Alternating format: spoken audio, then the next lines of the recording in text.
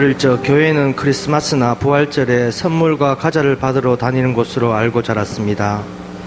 저희 아버지는 하나님을 믿지만 교회의 직분을 맡으라고 하면 그만 다니시겠다고 말씀하셨고, 어머니도 그렇게 믿음이 좋진 않으셨습니다. 그냥 주일날 교회 가지 않으면 찝찝해서 주일날만 가는 썬데이 크리스천이셨습니다. 누나들도 중고등부 때 잠시 교회에 다녔습니다. 믿음이 좋은 가족이 한 사람도 없었기 때문에 우리 가족은 하나님을 잘 모르고 종교 생활을 했던 것 같습니다. 그리고 청소년 시절과 성인이 되어서도 종교 이야기만 나오면 부정적으로 말하고, 크리스천들은 이기적이라며 코웃음을 쳤습니다. 집사람과 부부연을 맺고 살면서 다툼으로 힘들 때도 우리는 하나님을 의지하지 않고 세상 속에서 답을 찾으려 어리석게 살았습니다. 술과 담배, 무절제한 삶, 우리의 삶이었습니다. 그러던 어느 날 집사람이 같은 아파트 애기 엄마였던 이나라 집사님을 알게 되면서 여진이만 데리고 교회를 별일 없을 때만 띄엄띄엄 다녔습니다. 하지만 집사람은 시간이 지날수록 교회 가는 날이 많아지고 세일 가족과의 만남도 점점 잦아지는 것이었습니다. 그 덕분에 저는 항상 고마워하는 마음으로 주일을 혼자서 편안하게 보내는 날이 많아졌습니다. 그런 생활이 얼마쯤 지났을까, 집사람의 태도가 어딘지 모르게 변화되어 갔고 마음도 넓어졌고 상냥해지기까지 했습니다. 저는 집사람의 갑자기 변한 모습에 왜 저러지 하며 사이비 종교인가?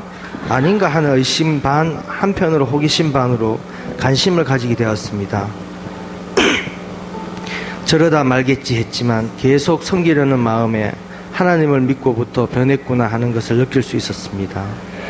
그러면서 제 마음 한구석에도 주님의 자리가 조금씩 생겨났던 것 같습니다. 그래도 교회에 같이 가자는 말에는 거부감이 생겼고, 어설프게 거절하면 정말 가야 할 것 같아 진짜 단호하게 행동하고 거칠게 말하며 차일피일 미루고 변명하였습니다. 일부러 자전거 약속을 잡고 지금 일 때문에 시간이 없으니 나중에 내가 놀 때 교회 갈 거라 둘러댔습니다. 그래서 지금 이렇게 제가 놀고 있나 하는 생각이 듭니다.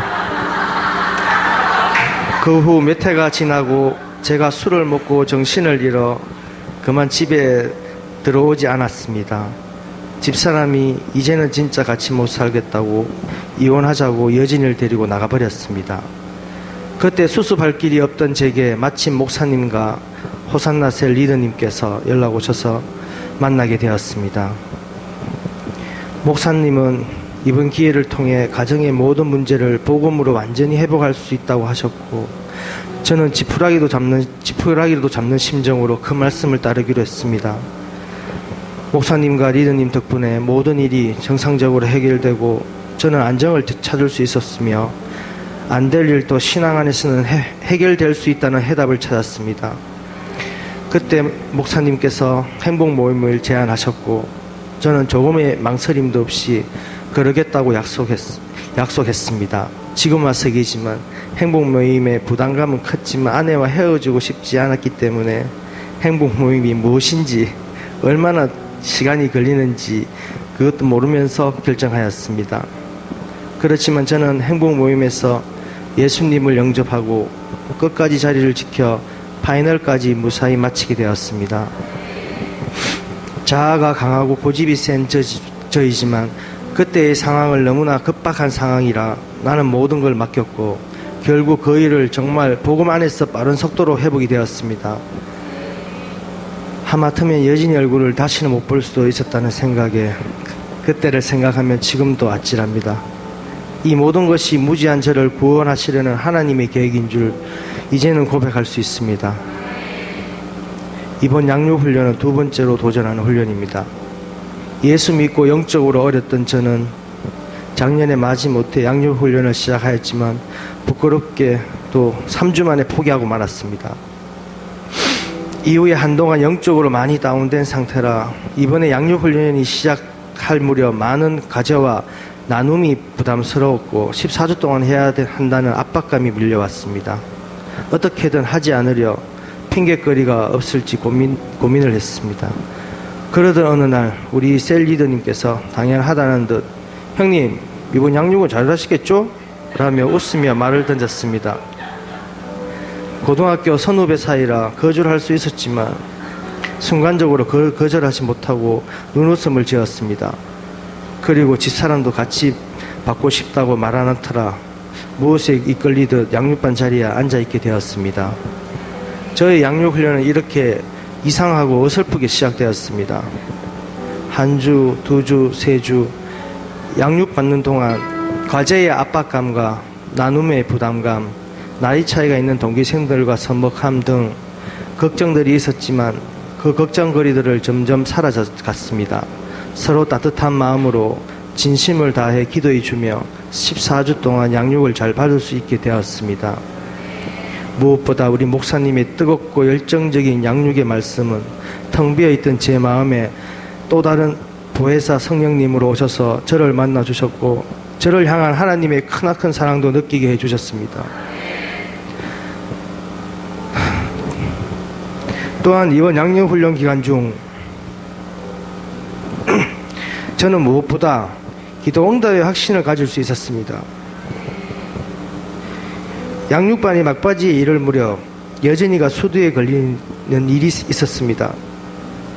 저도 어린 시절 수두에 걸려 정말로 아파 보았기에 제 기억에서 최고로 아팠던 고통을 사랑하는 내 딸이 겪는다고 생각하니 기도하지 않을 수 없었습니다. 아니, 전심으로 기도하였습니다. 그랬더니 언제 그랬냐는 듯 여진이에게 물집 몇 개의 흔적만 보이고 고통도 없이 흉터도 없이 수도가 지나가 버렸습니다. 할렐루야. 하나님께서 즉시 응답해 주셨습니다. 하나님은 저에게 예레미야서 33장 3절 말씀처럼 너는 내게 부르짖으라. 내가 내게 응답하겠고 내가 알지 못하는 크고 엄밀한 일을 내게 보이리라. 아멘. 이렇게 기도하라고 하십니다. 지난 14주의 양육훈련은 길다면 길고 짧다면 짧은 시간이지만 그동안 저의 영육을 조금씩 성장시켜 주었습니다. 14주 동안 불안했던 저의 마음은 편안함을 찾게 되었고 기다릴 수 있는 인내심도 생겼습니다. 그리고 저는 다음 제자학교 훈련이 기대가 됩니다. 이번에 졸업한 1기 졸업생들 보면 나도 끝까지 완주하여 주님의 제자가 되고 하나님의 나라를 위해 쓰임 받아야겠다고 결심했습니다. 이를 위해 더 기도하고 노력하겠습니다. 이제 저는 주님의 온전한 자녀가 되었습니다. 어디를 가든 승리하는 삶을 살 것이며 주님을 모르는 내 주위의 불신자들에게 주님을 전하며 교회에 필요한 일꾼이 되도록 노력하겠습니다. 저의 가정을 가정되게 해주신 목사님께 진심으로 감사드립니다.